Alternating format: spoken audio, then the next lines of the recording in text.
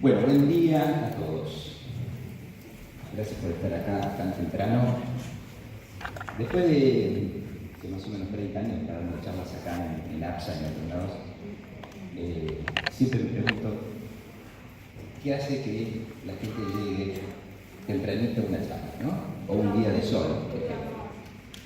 Entonces, bueno, algunos creo que porque nos conocen, otros porque conocen el modelo del cual vamos a hablar, pero creo que hay dos factores importantes. Uno, la curiosidad por saber qué van a decir estos fulanos que están acá respecto de casos complejos y modelos estratégicos.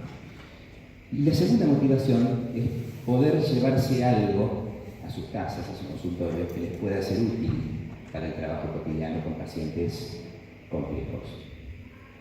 Se dice que después de una charla a la semana más o menos uno se acuerda el 10% nada más, con lo cual si ustedes se acuerdan ese 10%, alguna de las ideas que se puedan desarrollar hoy acá, vamos a estar realmente absolutamente conformes. Mientras sigue llegando gente, les voy a contar una historia personal. Yo me recibí hace mucho, fines del 79, y en los 80 comencé mi formación en el Hospital Borda, en el servicio donde estaba Juan Carlos Borda, que algunos de ustedes lo conocerán, un gran neuropsiquiatra, un verdadero neurocientífico, donde estudiamos semiología psiquiátrica y estudiábamos pacientes catatónicos y pacientes crónicos. Y por el otro lado nos decían, bueno, tenés que hacer formación psicoterapéutica. Ok, ¿y dónde tiene formación psicoterapéutica? Y el psicoanálisis. En los 80, imagínense, lo que había, lo que predominaba, era psicoanálisis. Entonces, empecé a formar en psicoanálisis con Freud, Klein, Margaret Mahler, Lacan. Y la verdad que me resultó muy difícil poder aunar los conocimientos de unos en el hospital y de otros, cuando yo además trabajaba en la guardia del Hospital Borda, donde éramos 4 médicos para toda la guardia externa y después de un mediodía para los 2000 pacientes internados. Y veíamos pacientes realmente graves en el hospital. Pacientes con episodios psicóticos, cuadros de expresión psicomotriz, pacientes con conductas suicidas, familias descompensadas. Y la verdad que no había ninguna pauta ni metodología, más que, mirá, si está muy grave, internarlo. Si más o menos, mandar a consultorios externos con medicación. Consultorios externos, por supuesto, tenía turno al mes más o menos, con lo cual no sabíamos nada de lo que ocurría con el paciente. Esto me hizo desilusionar bastante con lo que era la psiquiatría en esos tiempos y empecé a pensar en volver a mi viejo amor, que era la neurología. Yo había pensado inicialmente hacer neurología. Hasta que un buen día, en 1986, me encuentro con el señor que está allá a la derecha, que es el licenciado Hugo Hirsch, que en ese momento dirigía, junto con el doctor Hugo Rosario, el Centro Privado de Psicoterapias, y que además trabajaba ahí otro de nuestros maestros, que fue Alejandro de Guarcia. No sé si lo conocen a Alejandro, pero también ha sido uno de los pioneros en trastorno bipolar. Hoy que hablamos todos de trastorno bipolar, uno de los pioneros en trastorno bipolar y de los pioneros en organizar talleres psicoeducacionales para pacientes esquizofrénicos, que fue el primer taller en el centro.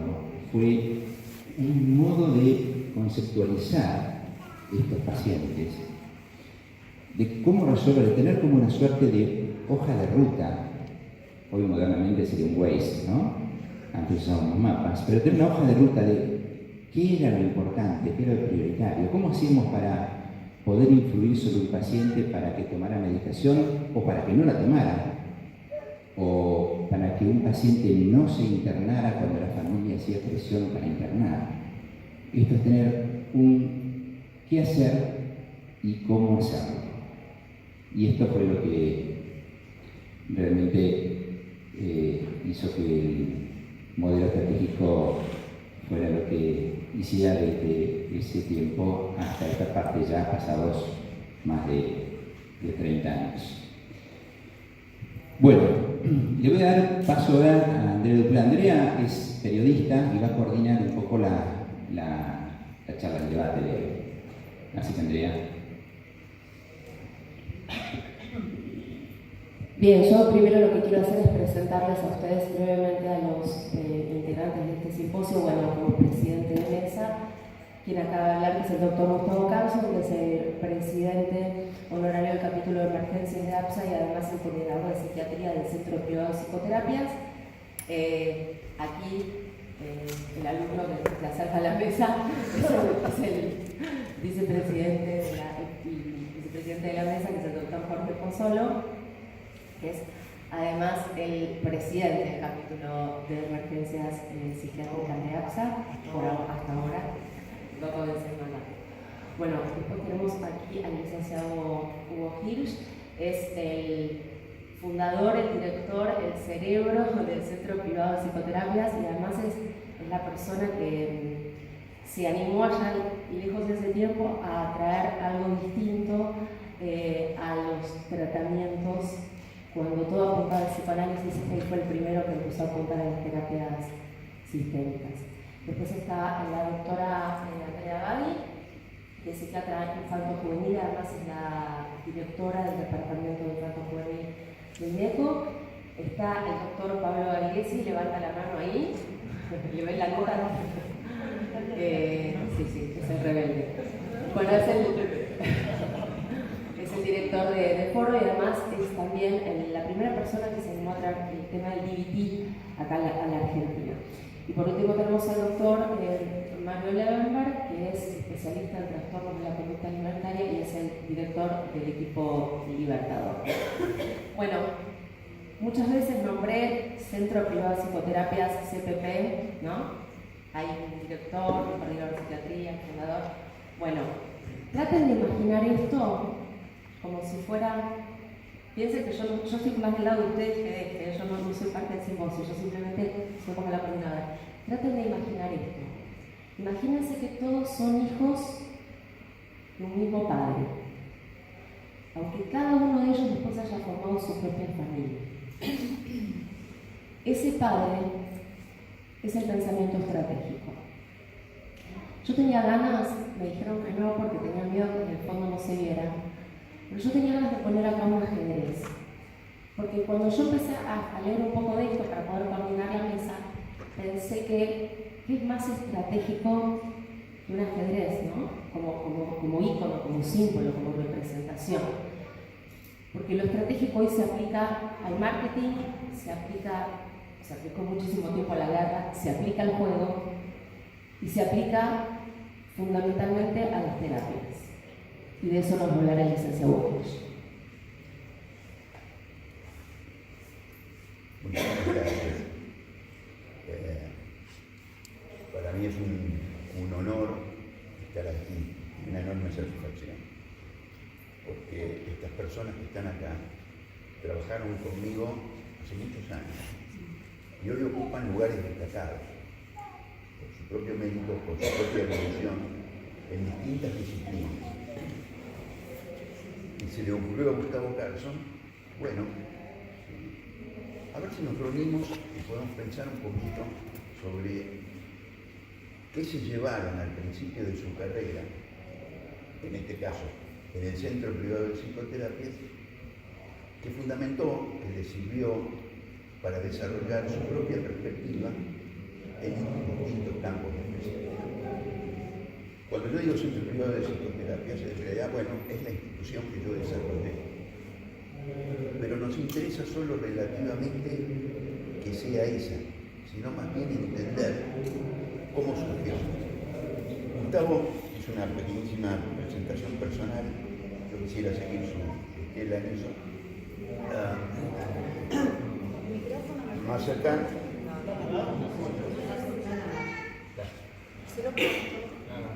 El otro anda mejor. Eso ayuda mucho. Claro. Ahí. Bueno, qué lástima, venía bien. Decía que siguiendo la estela de Gustavo, quería mencionar dos cositas del origen de esto. Uno de mis primeros trabajos fue en el Centro de Salud Mental número 1. El Centro de Salud Mental número 1 nació como un intento de salud comunitaria. En la idea de salud comunitaria está, por ejemplo, que si las escuelas funcionan bien, la gente está mejor. Que si el barrio de alguna manera funciona, la gente está mejor. ¿Qué quiere decir eso? Que lo que se llame salud mental, o el nombre que ustedes quieran, no está solo dentro de la cabeza de la gente, sino entre la gente.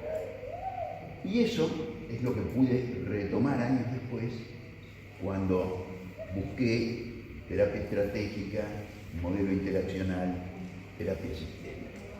Está muy bien lo que pasa adentro nuestro, pero en realidad es tan importante, igualmente importante, saber lo que pasa entre nosotros. Porque para casi cualquier situación por la cual la gente eventualmente concurre a un consultorio, esa situación no es solo de la persona, es de la persona y de los que lo rodean. Y esa situación constituida por la persona y los que lo rodean da lugar a una serie de interacciones que en el tiempo se fijan. ¿Sí? Entonces nosotros tenemos un pequeño credo, y el credo es que la gente va y consulta, mayoritariamente al menos, porque hay algo que trata de resolver y no puede, si lo puede resolver, no va a ver. ¿Y qué quiere decir que no lo puede resolver? Y que se repite. Se repite la persona, se repiten los de alrededor. Entonces, ¿cuál podría ser nuestro trabajo? Y bueno, si encontramos una manera de ayudar a que no se repita.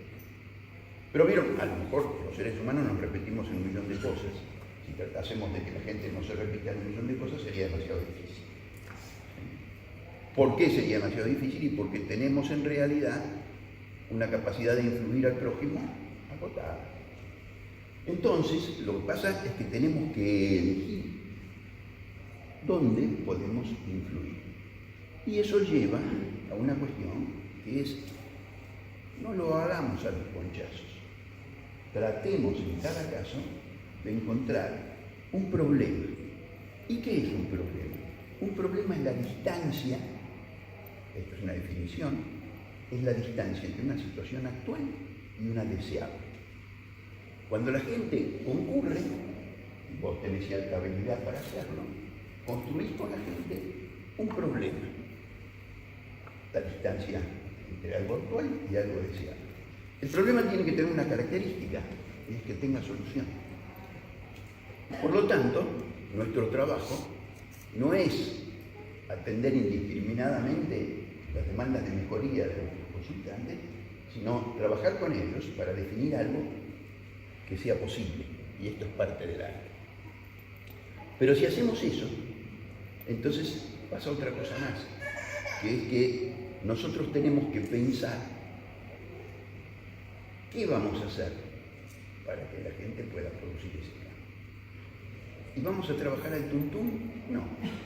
Tenemos una serie de conocimientos que nos permiten construir, ayudar a construir el problema y usar ciertas técnicas para influir a la gente para que vaya en cierta dirección. El conocimiento de esas técnicas es el que te permite definir qué podés lograr, pero no vas a usar los técnicos sin saber qué querés lograr. ¿Se entiende? Hay una interacción entre medios y fines, y la noción misma del pensamiento como el interjuego entre medios y fines, entre el conocimiento de ciertas herramientas, su uso y los fines que determinás. Cuando Andrea Baglia, dentro de unos minutos, hable de su trabajo como psiquiatra infantil, ella tiene el conocimiento de herramientas específicas que le ayudan a ella a determinar fines en función de esas herramientas. Pero tampoco sabe qué herramientas usar si no tiene claro un pensamiento que va hacia el fin.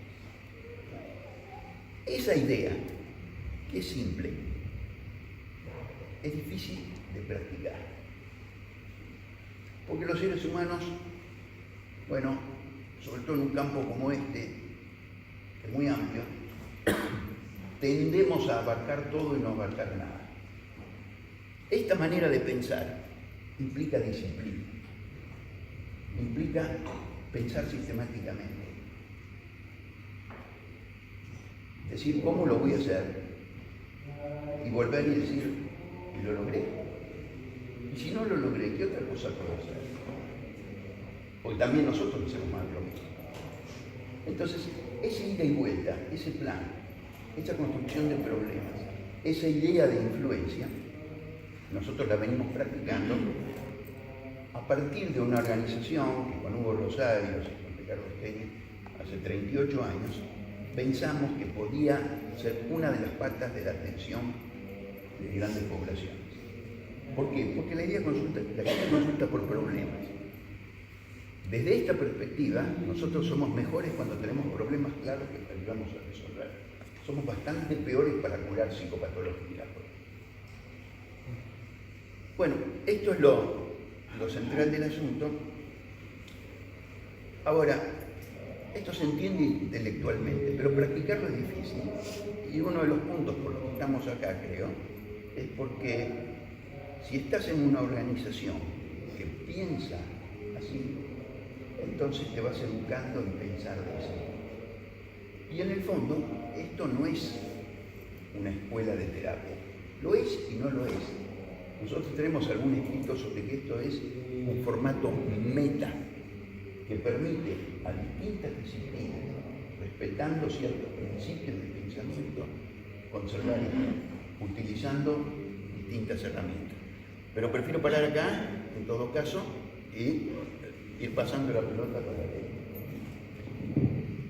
Bueno, yo le doy paso a la doctora Andrea Badi y permítame elegir un disparador. Dijo el licenciado Hugo Hirsch varias veces que lo que nos pasa a nosotros es lo que nos pasa a nosotros y lo que nos rodea, ¿no? También, bueno, yo lo dijo Ortega Gasset, el hombre y las masas, sus circunstancias. Como la doctora hablamos del tema específico de los niños, pienso que es raro que un chico sea el consultante. Es o la familia o a lo sumo la motivación surge de la escuela. Acá entonces más que nunca tenemos que hablar de contexto y de interacciones, ¿no? Bueno, para mí es muy gratificante estar en esta mesa porque es una mesa de amigos, es como mi familia, el CP es parte de mi familia. Y bueno, no viene al caso de contar mi historia, pero para mí yo aprendí psicoterapia en el CP, llegué cuando era muy pichona en psiquiatría y encontré una manera de pensar las dificultades de la infancia teniendo en cuenta un contexto que no necesariamente era el contexto que era la gente que convivía. Porque lo que uno se encuentra cuando en realidad consultan por un chico es que posiblemente quien manda la consulta es la maestra, es el pediatra, es alguien, es un otro que está preocupado, pero no necesariamente la familia. Y lo que el modelo a mí me permite ver, y que lo tengo tan metido dentro mío que a veces me es difícil disecar qué es parte de lo que aprendí y qué soy yo, ¿no? Porque es todo uno mismo dentro mío, no puedo pensarlo de otra manera, es armar un esquema de consultantes que me sea útil para esa situación. Y eso puede ser desde la empleada que lo trae a la consulta, desde la maestra, y en todo caso, cuando obviamente los chicos chiquitos tampoco vienen motivados, pero ni que hablar los adolescentes, generar el suficiente disconfort en el chico, adolescente o en los padres para que ellos sean consultantes. Lo que me enseña este modelo, lo que me enseña es que muchas veces el momento de la familia no es el momento en que llegan a la consulta. Muchas veces vienen empujados por alguien para generar algún tipo de cambio, pero la familia todavía no llegó al punto para poder hacer las acciones necesarias para ese cambio. La realidad es que el cambio tiene que estar muy claro en nosotros hacia dónde hay que llegar, porque si no la familia también se pierde haciendo una cantidad de esfuerzos innecesarios, que son un gasto de energía y de dinero, que no llegan a ningún lado. Entonces, lo importante es poder plantear juntos un objetivo, y si el objetivo está muy lejos de lo que ellos en realidad quieren, en realidad es mejor esperar y dejar pasar el tiempo hasta que esta necesidad de cambio madure en la familia. Hay cosas que, por ejemplo, no tienen ninguna duda de que son orgánicas, por ejemplo el autismo, y sin embargo, también en estos casos, si no trabajamos con el contexto y si no pensamos al contexto como el gestor mejor estrategia psicoterapéutica que yo crea que funciona en un chico autista no va a generar la funcionalidad en esa criatura. O sea, no hay cambio que se pueda dar en un chico si no se replica con cambios en el contexto conviviente, el contexto familiar. Perdóname que te interrumpa, Ana, pero me parece importante reforzar este concepto, a ver si yo lo entendí bien y si es así, y si me parece que está bueno que lo entiendan todos. Con chicos con este tipo de patologías como las que mencionas, a veces puede ser más importante trabajar en modificar la conducta del contexto que trabajar sobre la conducta de la patología del paciente. Totalmente. Esto es lo que se hace muchísimo y aparte otras de las líneas actuales de manejo de niños, por ejemplo, con autismo, hacen eso todo el tiempo, modifican las respuestas del contexto para que el chico pueda modificar la conducta, porque no se lo puede ver como un gestor absoluto del cambio. Entonces, en realidad, el pensamiento estratégico está en eso, está en poder distinguir cuál es el sistema que sostiene la conducta disruptiva en un chico que claramente no hay ninguna discusión que es una conducta biológica, neurológica, ¿no? Entonces, bueno, me parece que esto es fundamental. Yo creo que hay, en general, porque lo digo por sociedades infantiles, tenemos un déficit en los últimos años que se forman en psiquiatría muchos, pero no en psicoterapia. Y la psicoterapia para el psiquiatra infantil es fundamental, no para ser psicoterapeutas posiblemente en nuestra práctica, pero sí para hacer de nuestra práctica una estrategia en sí misma del fármaco, hacer farmacoterapia, que no es medicar, es encontrar el momento, es construir con la familia cuál es el momento para medicar, que no siempre es el mismo que nosotros pensamos. Entonces, bueno, esto para mí es fundamental y es difícil, yo ya soy esto, no sé, pero se lo debo a Hugo, pero soy esto, a Hugo, a Gustavo, a todos los que nos formaron. No vamos a tener tiempo para que ustedes también pregunten, así que vayan anotándose esas palabras clave que ustedes van escuchando aquí en la mesa, esos conceptos sobre los que quieran volver después. Por supuesto, vamos a tratar de que haya tiempo para eso también.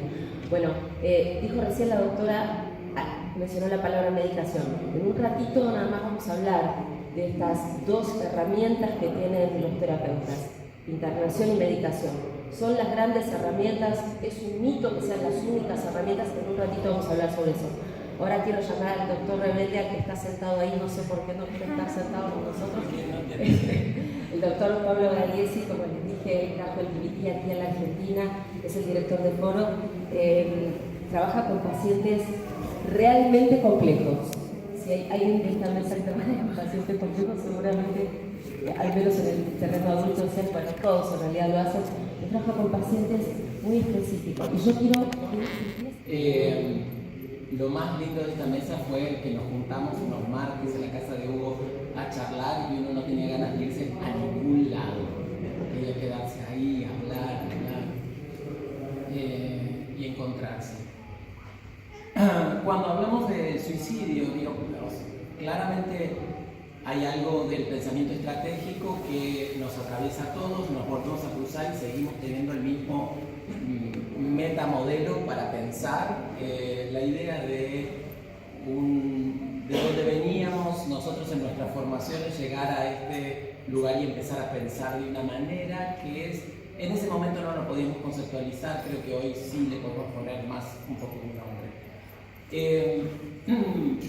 Hablando de riesgo, el tema era del suicidio. Si uno observa que lo que hay de investigaciones en suicidio, hay una enorme cantidad de publicaciones de suicidio en el mundo, muy poquitos tratamientos que uno diga sirven de algo. Nos parecemos mucho a los oncólogos los que trabajamos con suicidio, ¿no? Es el desenlace fatal, inevitable. Entonces hay estudios sobre riesgo, hay millones. Entonces yo les daría una pregunta. ¿Ustedes creen que si manejamos el riesgo, el número de suicidios baja? Hay cientos de investigaciones sobre manejo de riesgo como una estrategia de reducción del suicidio. La segunda es, si trato de enfermedad mental, reduzco el riesgo. Está toda la Organización Mundial de la Salud alrededor de esto, invirtiendo enormes cantidades de dinero, porque creen en algún punto que si manejan la enfermedad mental, el riesgo de suicidio, la incidencia de suicidio baja. O la tercera... Una pausa, Pablo. ¿Alguno de ustedes, no les digo que hablen, pero simplemente, creen ustedes que... Estoy haciendo la encuesta, claro. Por eso, ¿qué creen ustedes? Que piensan 1, 2 y espérate, me falta uno. Y la tercera es los factores contextuales son los que controlan el riesgo. Entonces hay muchos estudios y uno se siente, bueno, todo lo que hay de riesgo es impresionante. Son cientos de miles de artículos que dicen que vivir cerca de un subterráneo, haber leído el diario de la mañana, haber encendido la radio, vivir solo, son factores de riesgo. Que si alguien está deprimido y deja de estar deprimido, el suicidio es desciende. Y la otra es suponer que controlar los factores o manejar los factores contextuales reduce el riesgo. Les voy a abreviar la encuesta, es la última, la correcta. Es decir, hoy todo el mundo acuerda que cualquiera de esas dos estrategias es bastante bajo su impacto en relación al manejo del suicidio. El suicidio es básicamente un manejo contextual. Entonces, ahí digo, ¿qué es lo que yo aprendí del CEPE en esta línea? Y la primera es tener la idea de que tengo que formular el caso como un problema a resolver. Digamos. Porque en términos de formulación de casos, yo vengo de una formación en donde cuanto más terapeutas de distintas líneas teóricas haya en la supervisión, mejor, porque me enriquece. Y salía más perdido que tú con una neblina. Es decir, la idea de la interdisciplina y de la transdisciplina de la década de los 80 nos hizo pelota a la cabeza, y pobres nuestros consultantes que un día recibieron una interpretación psicoanalítica lacaniana, al otro día una sistémica y dependía del vuelo. ¿Por qué? Porque pensamos que la formulación del caso no era importante. La formulación del caso, que incluye la definición de un problema, incluye la definición de un camino a seguir, es la parte central de esto. Y la formulación del caso implica también poder hablar el mismo lenguaje con el consultante. Se enseña al consultante a hablar el lenguaje de la solución o de la formulación de un problema. Este es el primero, solemos estar sin mapas. El pensamiento estratégico te ayuda a pensar mapas, a pensar esto como un problema a resolver. Y la segunda, el segundo escollo para mí, es que estamos muy centrados en torno a causas, ¿no? Es muy impresionante porque partimos de la base que si sabemos la causa de qué es lo que hace que nuestro paciente sufra, el paciente va a dejar de sufrir. A mí me encanta eso, que comunicarle a alguien exactamente la causa de lo que le sucede va a dejar de sufrir. Y es una cosa un poco loca. Esto está Germán y entonces se me disparó una cosa que usábamos mucho el DBT y me encanta, que dice, si a un señor lo empujan al agua, le roban el maletín al lado de un río, el señor, ¿qué es la primera acción que tiene que hacer? Y la primera acción es nadar. Lo que la gente tiene que hacer, las acciones, no están determinadas por las causas, sino que es el señor que le robó el maletín, sino está determinado por el contexto. Es decir, es el contexto el que decide cuál es la acción siguiente. No sé si tu mamá, pero ¿qué es lo que te toca ahora hacer en dirección a salir del problema? Para mí este es un tema central, haber movido mi mapa de pensar cosas en dirección a contexto e intervenciones contextuales y a dejar un poco de buscar las causas, como al menos en salud mental solemos estar detrás de esas causas. Y además, porque las modificaciones de contexto son básicas. Si uno piensa, me encanta la frase esa de Ortega y Gasset que dice, somos el hombre y las circunstancias. Yo digo, no, el hombre es las circunstancias. No hay una diferencia, no hay una membrana que nos separa, es alucinatoria la membrana que nos separa del contexto. Somos contexto, nosotros somos parte de ese contexto. Y alterar las partes de este contexto son básicamente el trabajo de una psicoterapia. El trabajo de una psicoterapia es alterar las relaciones de las partes que no son partes, sino en un contexto. Y esta es más o menos una de las ideas centrales de donde yo continué mi camino, que es el trabajo más en intervenciones conductuales. Y el tercer concepto que me limó la cabeza hoy, que tiene que ver con principios vinculados a la parsimonia. Pensar como un economista, es antiético que un psiquiatra piense como un economista. Pero la idea de que ustedes cuando dijo hoy a Gustavo, pacientes complejos, piensan automáticamente en la cantidad de intervenciones que tenemos en salud mental. Piensan que lo van a internar, le van a dar medicación qué cosa, psicopedagogía probablemente, y al mismo tiempo hospital de día y alguna otra intervención más. Es decir, solemos pensar complejidad con un aumento de la cantidad de intervenciones. Los psiquiatras y la gente en salud mental, a mayor complejidad agregamos cosas, sin saber si sirve o no sirve, simplemente agregamos, porque complejidad implica eso. Pero en realidad nuestro pensamiento es al revés, es decir, los recursos son escasos. La mejor definición que escuché de economía es la administración de recursos escasos. Y para la administración de recursos escasos no hay ninguna otra cosa más útil que la ciencia. ¿No? La ciencia es básicamente algo económicamente administrable. Entonces, en la botonera aeroespacial que tenemos al frente, elegir el botón preciso que voy a tocar para modificar algo de ese contexto es probablemente mejor opción que seguir una lista de preguntas. Hacíamos un ejemplo, me acordaba de una cosa que Alejandro Lagomarsino nos decía, y era: ¿cuáles son las 5 mejores preguntas que puedas hacer para llegar a un diagnóstico del TCM? Es decir, está bien explorar, pero saber qué pregunta es la que sigue, la pregunta que hice, es central en términos de parsimonia. El menor recurso para el mayor de los efectos. Y también hay una discusión en torno a qué es una terapia basada en la evidencia. A mí me encantan esas discusiones, porque me parecen no, porque depende, porque yo, más que me encantan, me aburren. Pero en lo que yo hago es simple: el paciente sigue vivo o no sigue vivo, es bastante una medida para saber si funciona o no funciona una intervención. En este sentido tenemos una medida que es muy fácil de observar. Esta economía, este principio de parsimonia en la toma de decisiones y en el crecimiento económico de las intervenciones, resuelve un poco este tercer escollo, que es con qué voy a tratar este problema que tenga el mayor impacto posible.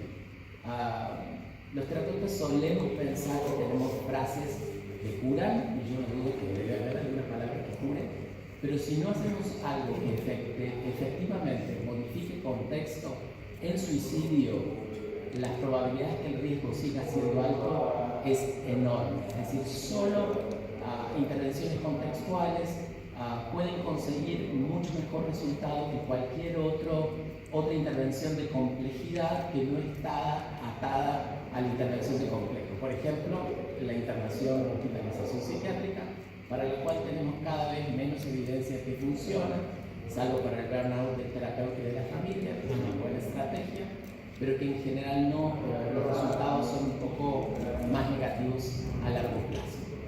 Yo creo que este modelo de pensar en términos de soluciones es algo que antecede a cualquier formación que hayamos tenido, por ejemplo la mía en DBT.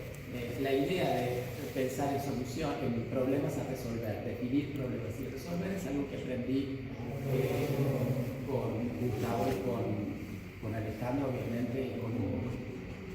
No sé si hay algo más que quieras decir. No, sí, muchas cosas, pero después vamos a volver, porque yo quiero que retomemos el tema del riesgo.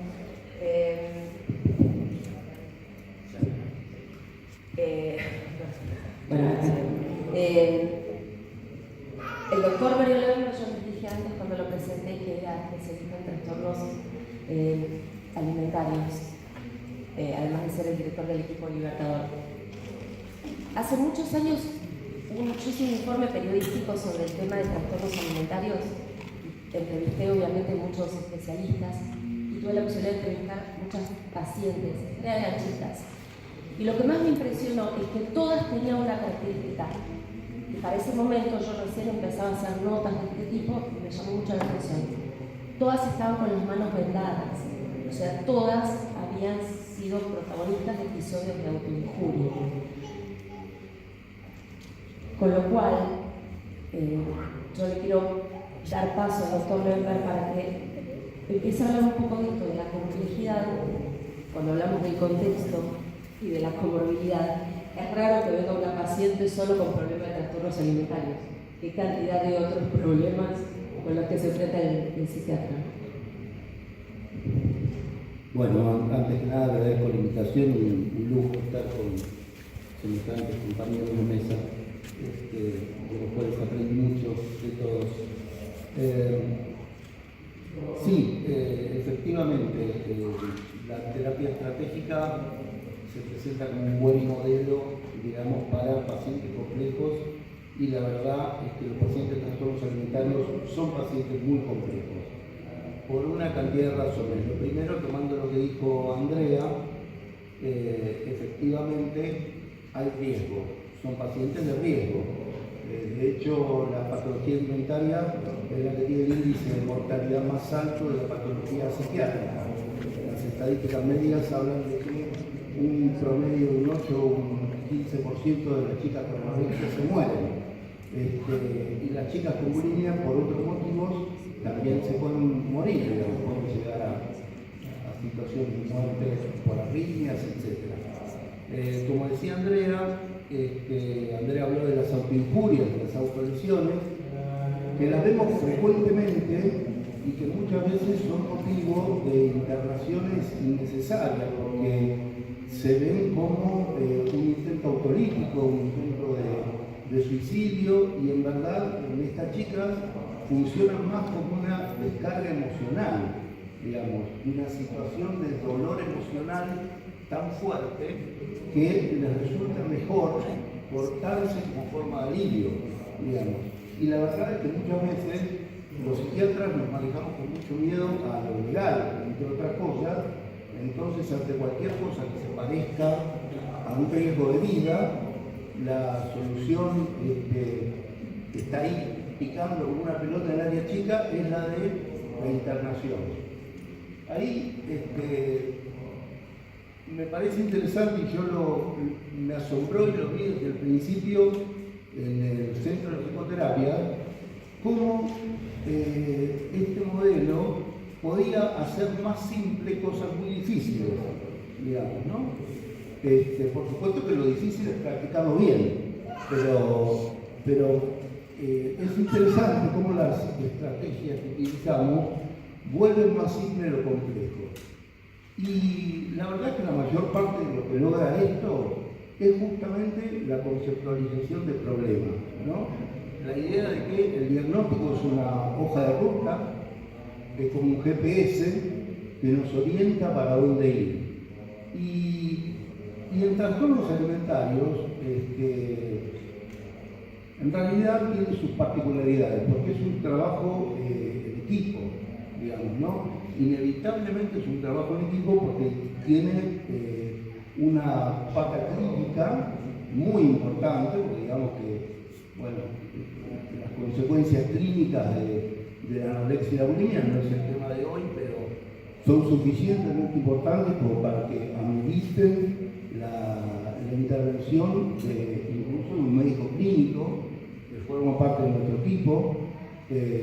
Hay una parte alimentaria que hay que dar cuenta de ella e intentar modificarla, por lo tanto hace falta un tratamiento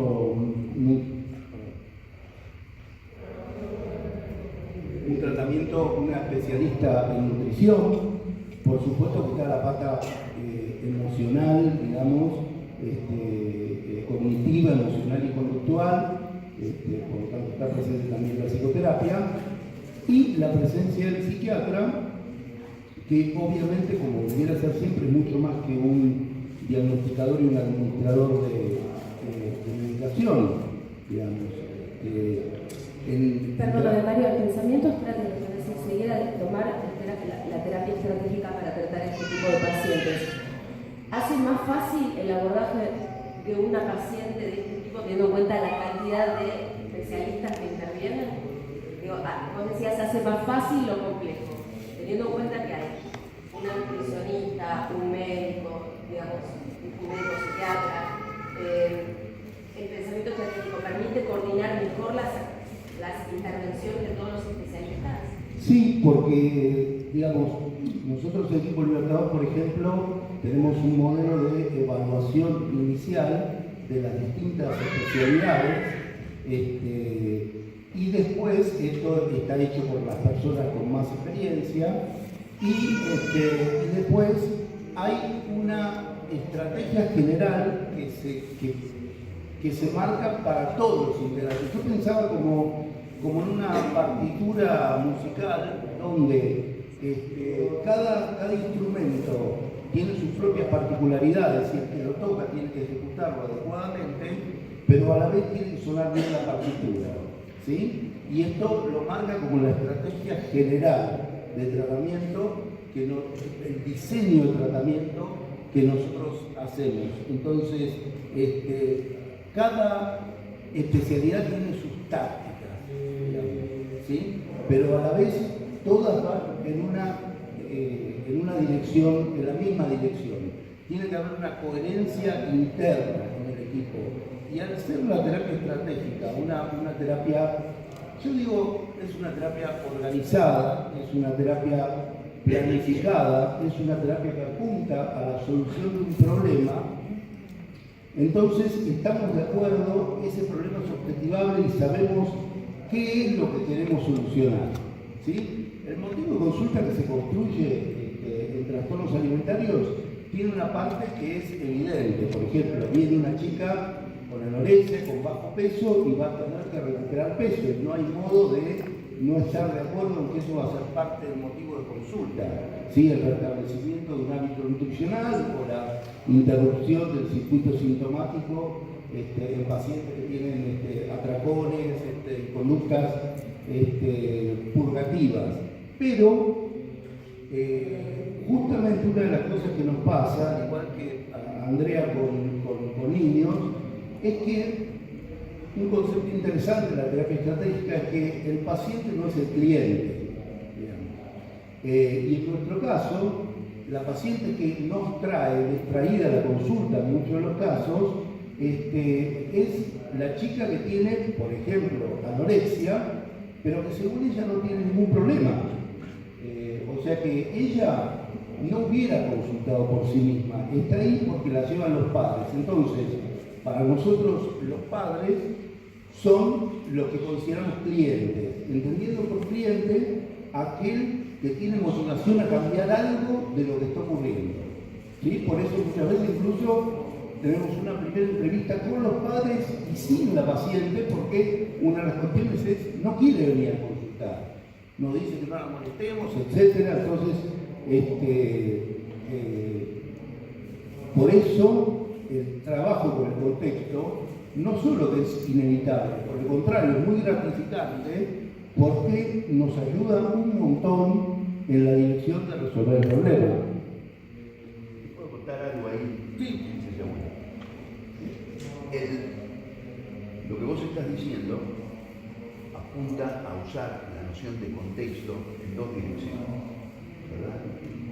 Hacia la familia, que es consultante, tratando de ayudarla a comportarse de una manera que aumente la probabilidad de que la paciente se vuelva a consultar. Exactamente. ¿Sí? Creando una tensión en el sistema que ayude a que la chica se vuelva a consultar. Y hacia el equipo, tu equipo. Yo he trabajado en equipos muchos años atrás, donde el asistente social decía una cosa, el psiquiatra decía otra, la psicóloga decía una tercera, y cada uno, y los pacientes sobrevivían lo mejor que podían.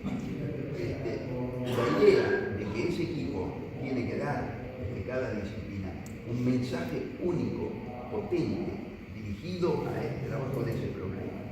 Entonces tenemos la noción de contexto en las dos direcciones. La familia, su trabajo, cómo hacer que desarrolle motivación en el paciente, y por el otro lado el equipo y un mensaje más o menos único a través del cual se desarrolla el problema. Y creo que lo de Andrea va a lo mismo. En cada equipo es la misma cosa. Sí, y de hecho lo que nosotros vemos es que pacientes que primero justamente son pacientes y no clientes, se convierten en clientes con el paso de las intervenciones. Primero usando intervenciones motivacionales que intentan generar como, vamos a decir, un ruido, ¿sí?, en el consultante. ¿Qué problemas le trae estar en la situación que está?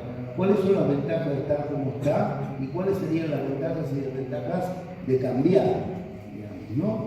Entonces, al modo de Proyacta, con su desarrollo, cambio de hábitos, lo que hacemos es viendo en qué etapa de la motivación están, como para ir logrando que lleguen a la etapa de cambio, ¿sí? Donde afortunadamente tenemos pacientes, pero tomando tenemos clientes, perdón, pero en esa etapa la noticia que le damos a la familia de entrada, que tiene que ver con otro elemento interesante que es la regulación de expectativas, justamente lo que decía Hugo, ¿no? Nosotros, de alguna manera, la gente tiene muchos problemas y nosotros vamos a intentar ayudarlos de movida en los problemas en los que están atascados, en los que están estancados.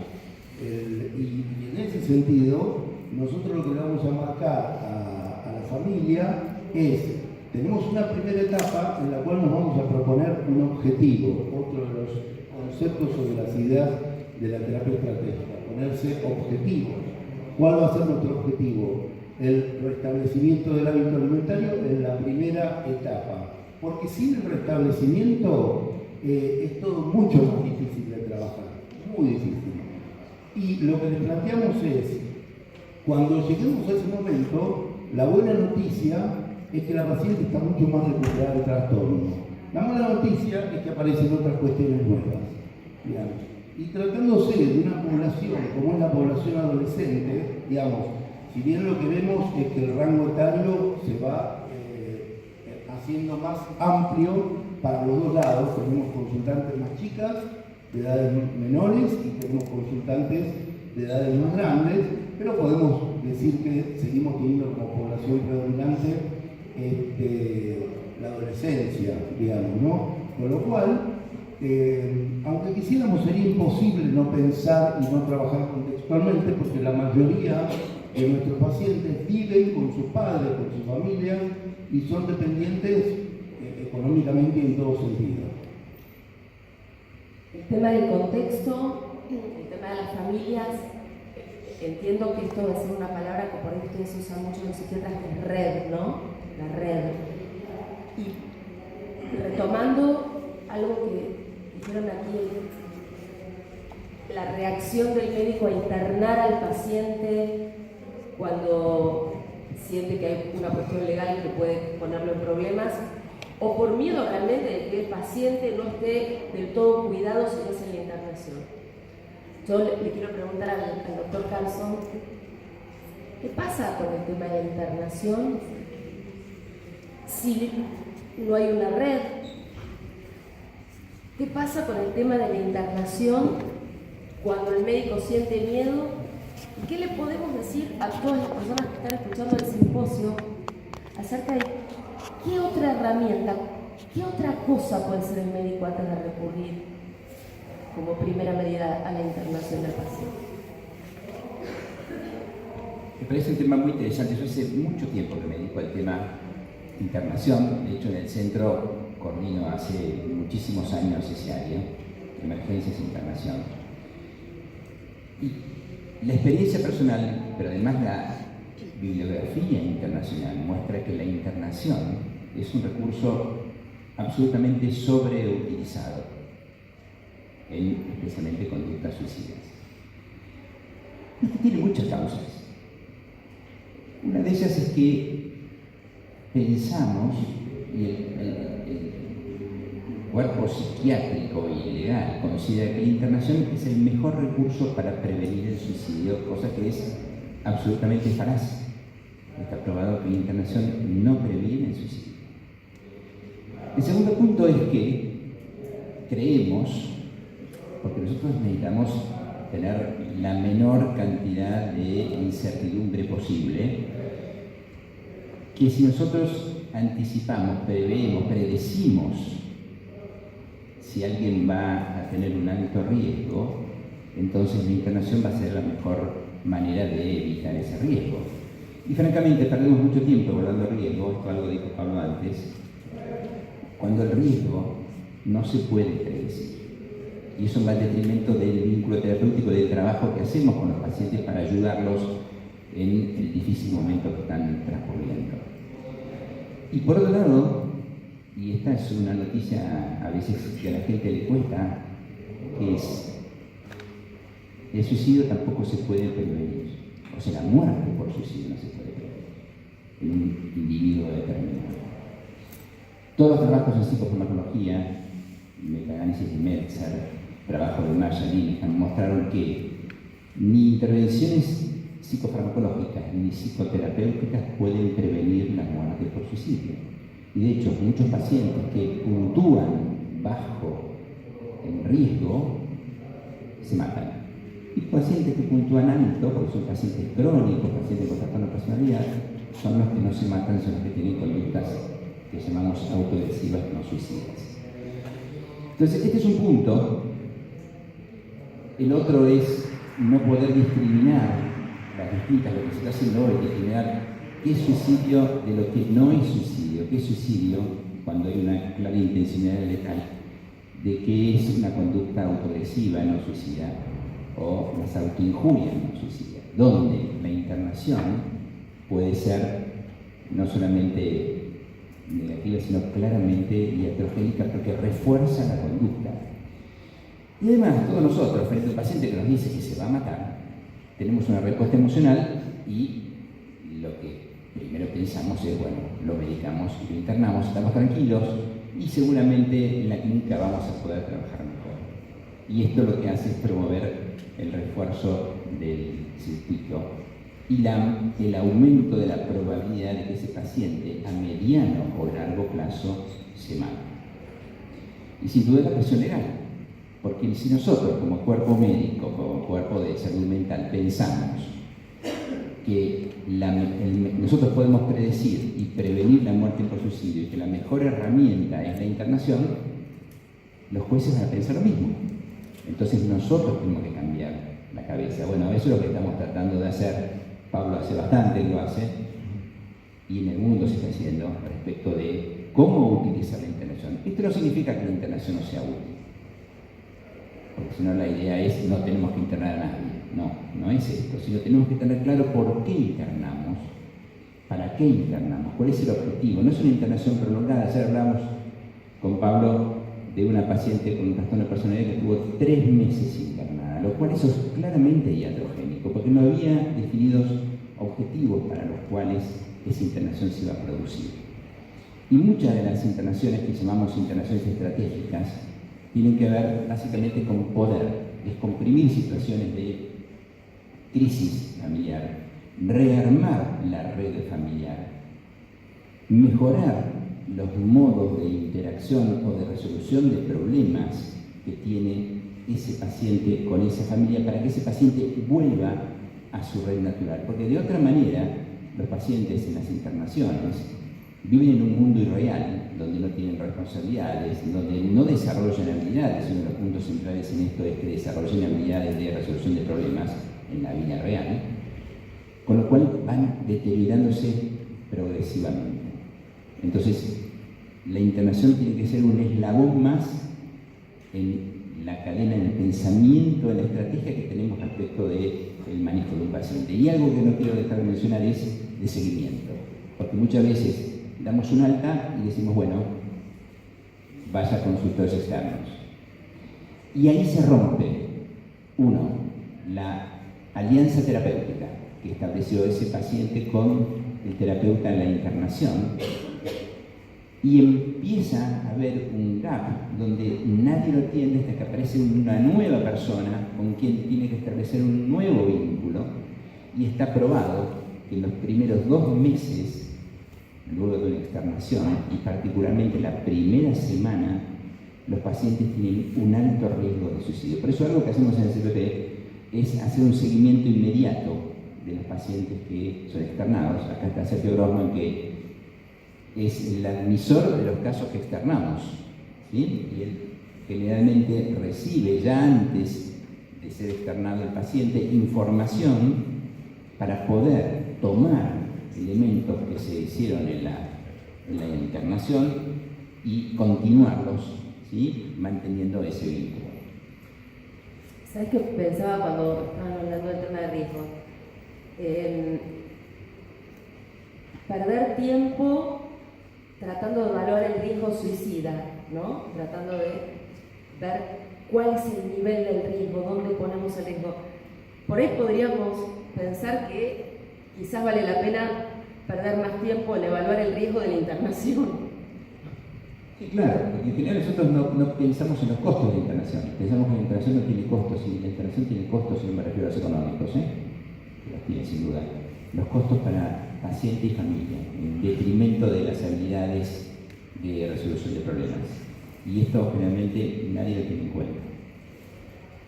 Bueno, la internación y por otro lado el tema de la medicación. Habíamos dicho que a priori, al menos desde este lugar, ustedes son colegas de ellos, yo no, yo desde afuera pienso que hay internación, medicación, por supuesto la terapia. La medicación también tiene que estar aplicada en un contexto, es decir, ¿qué nos dice el pensamiento estratégico acerca de cómo se aplica, cómo se mide y cómo se recurre a la medicación? El doctor Pozzoli. Bueno, antes que nada, voy a agradecer, porque puede ser que me tiemble un poco la voz, porque yo tengo una mesa con un maestro de psicoterapia, no lo puedo creer, es un honor. Ayer cenábamos con Gustavo y me decía, yo decía, tengo un cagazo mañana, voy a compartir una mesa con Hugo. Nunca en mi vida he conseguido compartir una mesa con Hugo. Que bueno, aparte de ser maestro de psicoterapia, ¿dónde aprendí psicoterapia yo? Por supuesto en el CEPE, claramente, después de no sé cuántos, 20 tantos años. Que eran todos hijos de un mismo padre, ¿no? 18 de internación en el CEPE, así que no solo, ¿dónde aprendiste psicoterapia vos? Los lunes en cámara con Hugo, es la mejor manera de aprender psicoterapia, se las recomiendo a todos. Y otra cosa que quiero destacar de Hugo es que yo siempre admiro, que es una persona que comparte conocimiento. No se queda con nada, te dice lo que vos tenés que leer, lo que vos tenés que hacer, te pide información todo el tiempo. Vos lo agarrás y si lo querés agarrar, primero no podés llegar a leer todo lo que te dice porque es imposible. Pero muy pocos tienen esa capacidad de ser dador de conocimiento y ser generoso con el conocimiento. Bueno, Carson ya es amigo, con lo cual es el otro maestro de la psiquiatría, pero ya que es amigo, ya nos damos besos y todo. Bueno, ahora retomo la pregunta de Andrea. En realidad, ¿no escuchan ustedes siempre? Bueno, yo siempre escucho últimamente de los psiquiatras. No, yo solo me dedico a medicar. Puta madre, ¿cómo? ¿Solo a medicar? Y ya se me encrispa cuando escucho eso, porque no lo puedo entender. En realidad, después de tantos años de formación en el CEPE, de formación en modelo estratégico, somos terapeutas todo terreno. Todo lo que dijo Pablo, todas las cosas, las herramientas que nombró, las hacemos todos nosotros en uno, en el CEPE. Estamos armados para hacer todo eso. ¿Por qué? Como dijo Hugo, porque tenemos disciplina de pensar. Disciplina de pensar cada caso, y para la medicación es fundamental eso. Porque está bueno no solo prescribir un fármaco, sino incorporar el fármaco dentro de un proceso terapéutico global de cambio que incluye paciente y familia.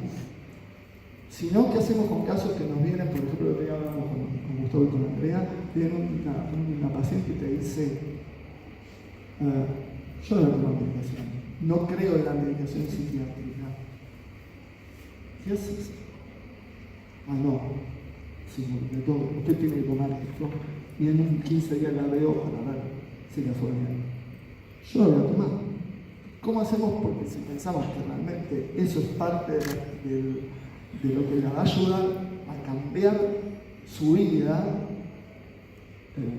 tenemos que tener un enfoque, un modelo en la cabeza que nos haga influir, convencer a esa persona, a esa familia, de incorporar ese fármaco que probablemente lo tenga que tomar toda la vida, porque en psiquiatría es así, encima el fármaco que tenemos que dar, sabemos que lo va a tener que tomar toda la vida y tenemos que lograr que eso lo incorpore a su vida. Entonces, también está ese y está el que te dice, yo vengo a buscar un fármaco porque es lo único que me va a salvar. ahí tenemos la otra punta.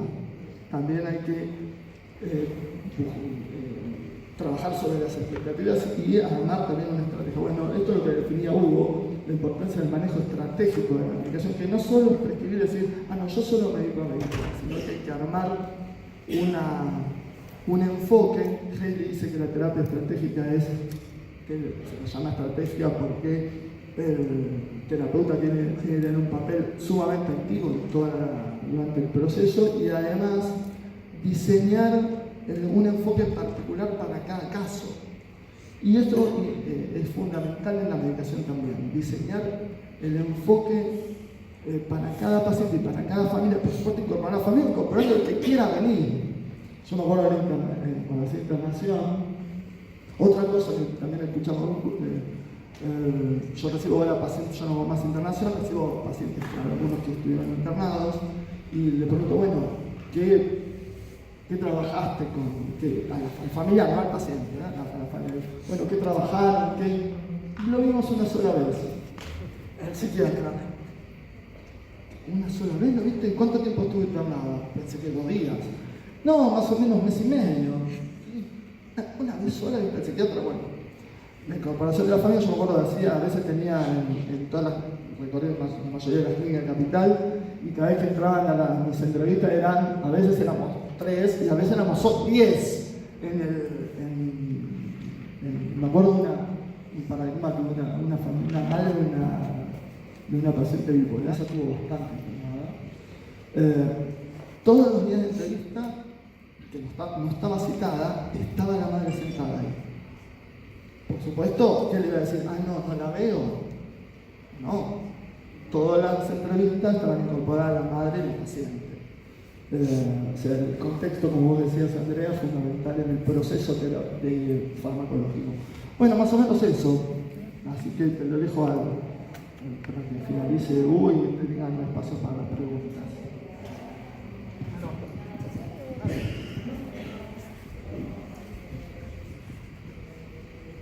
Quizás dos comentarios adicionales. Durante mucho tiempo tratamos de que cuando un paciente es internado, al día siguiente el psiquiatra esté allí con el paciente y con la familia, a empezar a discutir el alta. El primer día que está internado, empezar a discutir el alta. Eso sí. ¿Verdad? Es muy importante. Cambia la perspectiva. ¿Para qué estás acá? ¿Qué tenés que resolver para que salgas? La familia y el paciente, las condiciones de eso. Esa entrevista nosotros la volvemos obligatoria, porque cambia las cosas. Un comentario adicional también sobre medicación, obviamente no soy psiquiatra, pero es clarísimo que cualquier medicación, que cualquier médico da, cualquier psiquiatra da, bueno, produce una serie de efectos, pero lo que el psiquiatra diga sobre cuáles van a ser esos efectos, cómo van a ser, qué papel juegan dentro del asunto, para minimizarlos, para maximizarlos, para usar los efectos negativos, para transformarlos en positivos. En ese sentido, un buen psiquiatra es también un buen maestro del lenguaje respecto a los medicamentos. Y eso nos devuelve al punto de influencia. Dijimos antes, bueno, nosotros ayudamos a la gente a cambiar, para eso influimos. ¿Cómo hacemos eso? Bueno, a veces funciona que vos le decís a Pepe, deje de hacer esto. Si lo hace, es buenísimo. Pero en general no funciona. Entonces, parte de nuestro trabajo es entrenarnos en ver cómo podríamos hacer que la gente deje de hacer esto, o haga aquello, o haga esto otro. Y eso tiene mucho que ver con influencia indirecta y con entender los esquemas motivacionales de la gente. Entonces, en resumen, contexto, problema, soluciones intentadas, influencia. Un ejemplo chiquito de influencia. Si uno encuentra a alguien que por ahí es violento, llega a la agresión física, o que es violento con los chicos, decirle usted es un violento, deje de hacer eso, puede ser que funcione. pero generalmente no. Si uno lo agarra aparte, yo también le pegaría, pero no funciona. Usted es un blanquito, se desespera y hace algo que no sirve. Si usted tuviese el coraje de hacer algo que sirve, que a usted le cuesta más, podríamos probar. Y entonces uno cambia el significado de eso. De ninguna manera estoy aprobando la violencia, ¿se entiende bien? ¿Verdad? Lo que estoy buscando es un modo más eficaz de llegar a esa persona. Que todo nuestro herramental, digamos así, de terapia estratégica, implica muchísimas técnicas que tienen que ver con llegar a la gente por donde puede ser que lo puedan tomar. Entonces, esto es lo que nosotros decimos. ¿Por qué decimos que esto es un metamodelo? Porque podés usar herramientas que vienen de la terapia conductual, interpretaciones más o menos pseudoanalíticas, psicodrama. El asunto es que vos tengas claro que no es la técnica, es para qué la estás usando. El por qué tiene que estar sustituido por el cómo. Y un último, nosotros pensamos que el contexto es importante. Es, como dije al principio, maravilloso, rodeado acá por mis colegas, y haber podido construir entre todos, aunque ahora cada uno reproduce eso de una manera original en otros lugares, un sistema, un contexto, donde vos, en algún sentido, estás obligado a pensar estratégica y sistémicamente y contribuís a que los demás piensen sistémicamente y estratégicamente. Esto es contracultural. ¿Sí? Sostener esa manera de pensar es molesto. Si estás solo, es difícil de hacer. Si trabajás en un lugar, tenés más posibilidades de llevarlo a cabo. Bueno, vamos a ver si tenemos la posibilidad, alguno quiere hacer alguna pregunta, yo me voy a acercar con el micrófono. Mientras me paro, les digo, fíjense qué importante que debe ser para todos ellos el tema del pensamiento estratégico que tienen 1, 2, 3, 4, 5 psiquiatras, todos admirando a un psicólogo, ¿no? Fíjense. ¿Hay alguno que quiera hacer alguna pregunta? Si yo me acerco con el micrófono, ¿alguien quiere preguntar algo?